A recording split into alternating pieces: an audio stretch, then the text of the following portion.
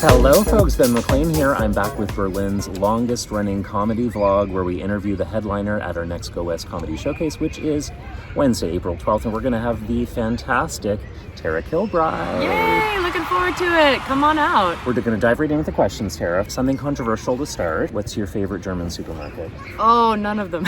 No, I'm just kidding. I actually am really grateful because like the price of eggs are insane in the US. So, you know, I'm an Edeka girl just because it's literally around from my house, but what I prefer to go do is the Turkish markets in Moabit. Okay. They are the best. You get so much variety, nice stuff.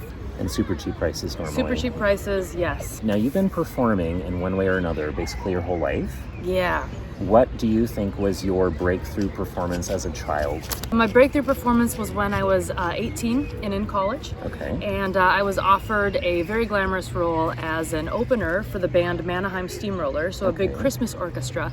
And because I was super tall and not one of the little short girls who got to be the Santa's helpers with the rosy cheeks, I was cast as a gingerbread man. Oh my lord. Yeah, with a full-on bodysuit, full-on head, screens for eyes, a sweaty, nasty rented costume.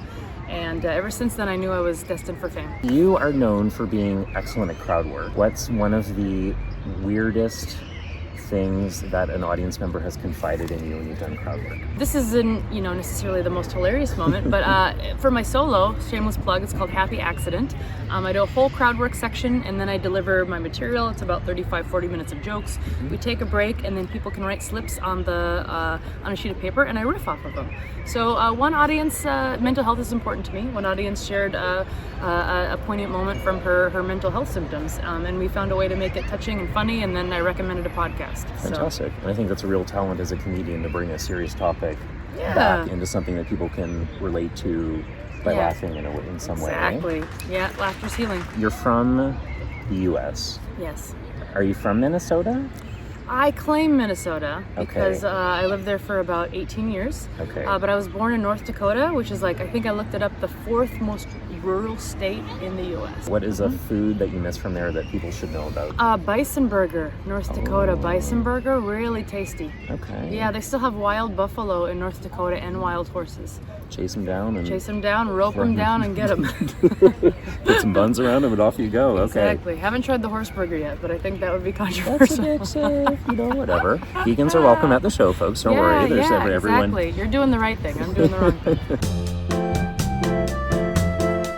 You were one of the few comedians from all across Europe who was invited to take part in a major reality TV competition in Romania. What do you think was the highlight of doing a TV show in comparison to your normal stand-up gigs?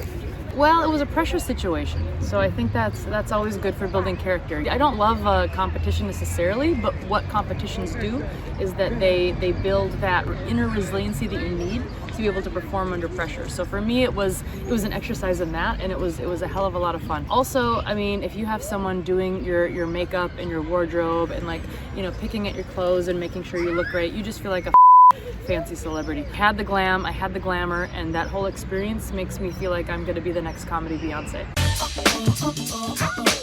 This is the last question. We are doing this showcase on April 12th, right after Easter. And I'm not sure if you're aware, Berlin has a slightly different way of celebrating Easter. We have a huge festival here, one of the world's largest fetish events. And I want to test you, because we always want to test our headliners' queer credentials a little bit. Okay. Which of these events is not part of the schedule? Puppy Night of Sins, for all the people in the puppy play. Furries on Friday. There's no better way to celebrate Good Friday, of course. Yeah.